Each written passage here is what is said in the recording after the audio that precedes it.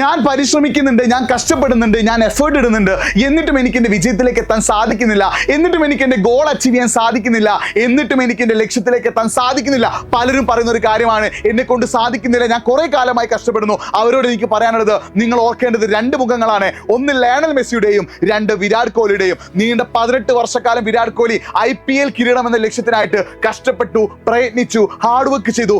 18ാം വർഷം വിരാട് കോഹ്ലി അത് നേടിയെടുത്തു. നീണ്ട 4 വേൾഡ് കപ്പുകളിൽ മെസ്സി ആ സുവർണ്ണ കിരീടം മുത്തമിടാൻ പരിശ്രമിച്ചു, കഷ്ടപ്പെട്ടു. അങ്ങനെ 2022 വേൾഡ് കപ്പിൽ നീണ്ട 4 വേൾഡ് കപ്പുകളുടെ പരിശ്രമങ്ങൾക്കൊടുവിൽ 2022 വേൾഡ് കപ്പിൽ ലയണൽ മെസ്സിക്കും അതിൽ മുത്തമിടാൻ സാധിച്ചു. നിങ്ങൾ വർക്ക് ചെയ്യുന്നത് സിൻസിയർ ആയിട്ടാണെങ്കിൽ, നിങ്ങൾ കഷ്ടപ്പെടുന്നത് സത്യസന്ധമായിട്ടാണെങ്കിൽ, നിങ്ങളുടെ ഹാർഡ് വർക്കിങ്ങിൽ ഒരു സത്യമുണ്ടെങ്കിൽ നിങ്ങളെ തേടി വിജയം ഒരു നാൾ എത്തുക തന്നെ ചെയ്യും. നിങ്ങൾ കഷ്ടപ്പെടേണ്ട, നിങ്ങൾ പരിഭവിക്കേണ്ട, നിങ്ങൾ ടെൻഷൻ അടിക്കേണ്ട, നിങ്ങൾ പിന്നോട്ട് പോവേണ്ട, നിങ്ങൾ മുന്നോട്ട് തന്നെ പോവുക, കഷ്ടപ്പെടുക, വിജയത്തിനായിട്ട് പരിശ്രമിക്കുക.